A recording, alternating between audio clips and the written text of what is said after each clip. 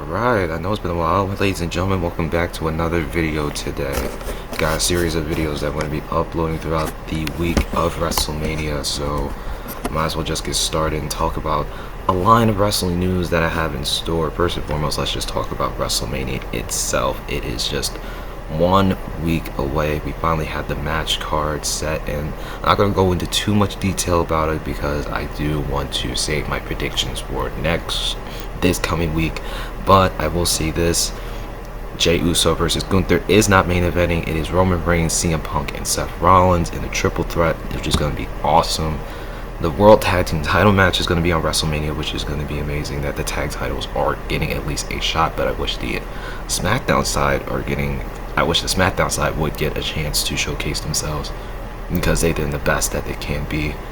So I actually like so far how WrestleMania is kind of set up. Some people will say they hate it so far because of just how dull it is, but WrestleMania 40 really was the anomaly compared to like the other WrestleManias and their builds, because WrestleMania 40 was super different with how each time things would just change back and forth over and over and over, especially with the main event with Cody Rhodes and Roman Reigns, which then changed to Roman Reigns versus The Rock, which then changed to the tag team match at night 1, and then changed to the Roman Cody night 2, which was just insane.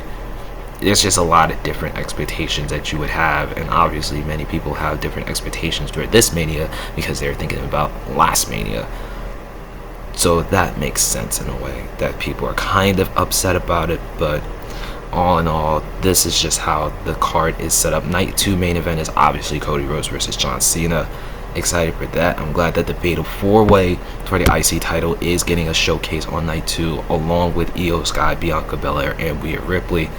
I think they're going to be the opening match compared to, I think, the Fatal 4-Way. Who knows? But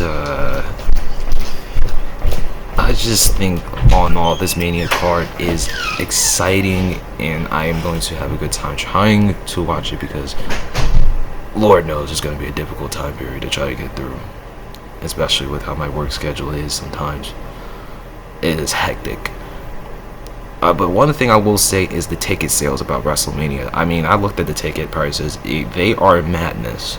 But WrestleMania Night 2 and Sunday is getting sold. There have been, as of last week by WrestleTix, 51,044 tickets have been sold for night 2, and 48,621 have been sold for night 1, compared to the current setup of 53,000. Now, Allegiant Stadium is not as big as a Lincoln Financial Field or as big as like a SoFi Stadium. It is one of the smaller new NFL stadiums, which is why I understand like the 50,000 capacity.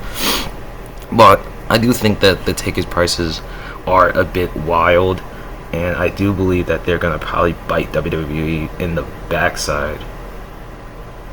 So, all in all, tickets prices, I think there can be a little bit of disappointment with it, but you can also say, like, you know, the sales still insane that they're selling nearly 100,000 for 2 nights, even with how much they are.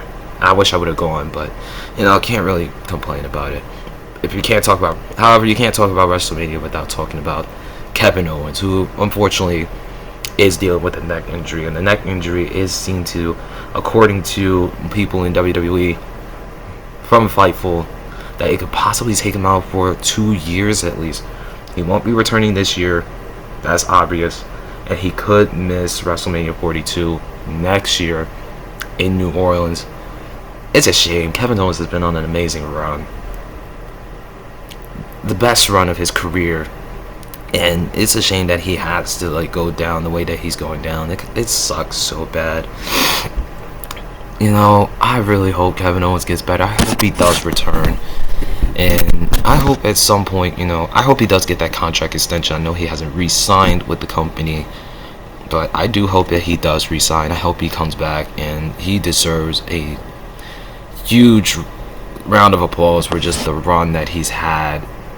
A fantastic run from his heel turn at Bad Blood to the match on Saturday Night Main Event to Royal Rumble to Elimination Chamber.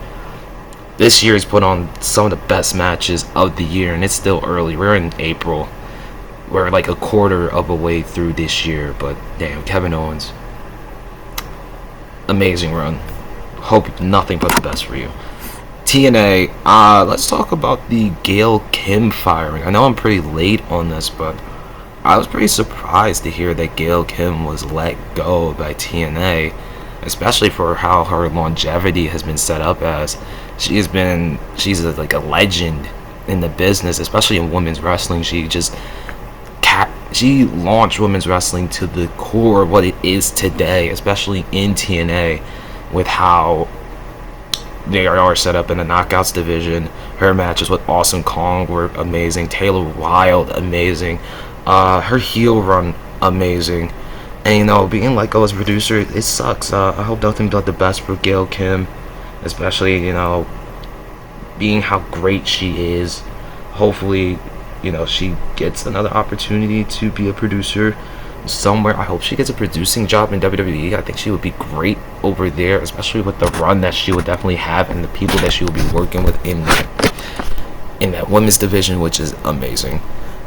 And let's talk about Pat McAfee's big night out. Now, I haven't watched it yet, but some of the clips that I've seen, you got appearances from Jey Uso, you got Snoop Dogg, Wiz Khalifa, sumo match, and the best of all best, drunk Michael Cole, which made the rounds all over social media, which is just the greatest thing I've ever seen in my life. So I know I gotta watch it at some point, and I will be tuning into it. It is available on Hulu, so go check out Big Night Out. It was in Pittsburgh, sold over 15,000 in PPG Paints Arena. Amazing for Pat McAfee. Deserves it 100%.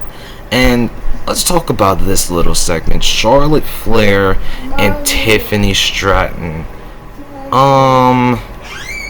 Yeah. What happened with this segment? Super weird. Super weird. I didn't watch the segment in full last week, but I did see some of the clips of how this all went down, and oh boy, it got messy real quick. Really messy. I mean, talking about Charlotte's divorces and Kaiser and Charlotte's DMs. Obviously, it just seemed like both really went way too far in what they said, especially Charlotte going off script and then Tiffany having to barb right back. But this could have definitely been handled a lot better. A whole lot better. Obviously, the unprofessionalism of Charlotte has been described numerous times within the locker room. But yeah, this was just crazy, and I just my overall reaction to this is just wow, just wow, and kind of just like a little bit excited for how this WrestleMania match is gonna turn out, because oh boy, it's gonna be something. And finally, let's just talk about AEW. Talk about Dynasty. Dynasty should have been great. It was in Philly. I didn't go, unfortunately. I had an overnight shift, and the show ended up going past midnight, which is just madness. AEW needs to stop overloading their cards with matches that just should not be on the card. At the same time, save some of the matches for like the next period. Now, I did see clips of the main event, which just disappointed me so much, because Swerve Strickland should be the AEW World Champion right now, but is not. So that sucks. That whole finish to that match just super disappointing. It looks like the match of the night easily was the triple threat between Ricochet, Kenny Omega, and Speedball Mike Bailey.